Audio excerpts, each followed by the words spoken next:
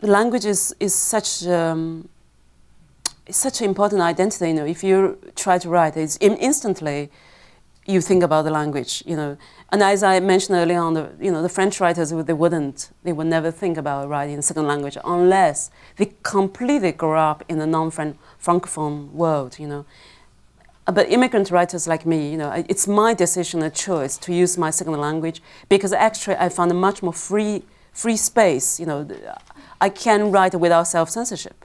Yet when I write in Chinese, this is two-person writing when I write in Chinese. It's me as a writer and the shadowy body of me, which is in the censorship. So that body is lived side by side. Every sentence I wrote, this person look at the sentence and immediately I adjust. Immediately I said, no, let's not go there. And is that person speaking, but it's a shadowy body, and I carry that body. Everywhere I couldn't get rid of that body. So now I'm speaking broken English, writing broken English, but I feel so free. I don't have this shadowy body, and this body doesn't understand this language, which I'm using, you know. So I answer your question in a complicated way because I found this liberation from the limitation. And also, because so far I made, you know, the same amount of films as my novel.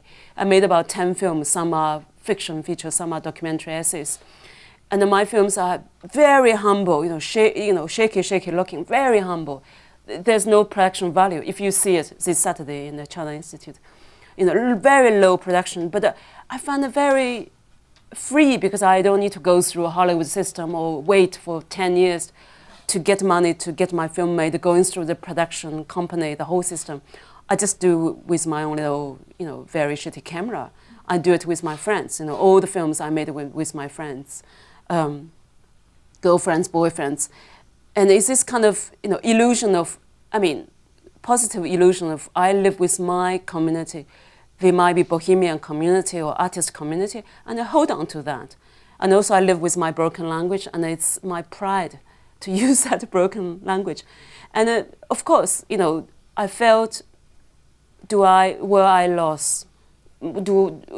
lose my first language? So far I don't feel that way because China is so immense. It swallows me rather than I lose it.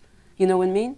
It's so immense that I couldn't live, that I've been swallowed by the idea of China. My previous novel called I'm China. And the title suggests there's no me. It's swallowed. It's swallowed by this China or 中国, you know. So there's tiny escape. Maybe for artists, you know, use different language, maybe live in different places, or use different form to work as artist. You know, I do think you need to find your own space and a certain artistic language to express. But I don't mean the linguistic identity. You know, a space belong to yourself.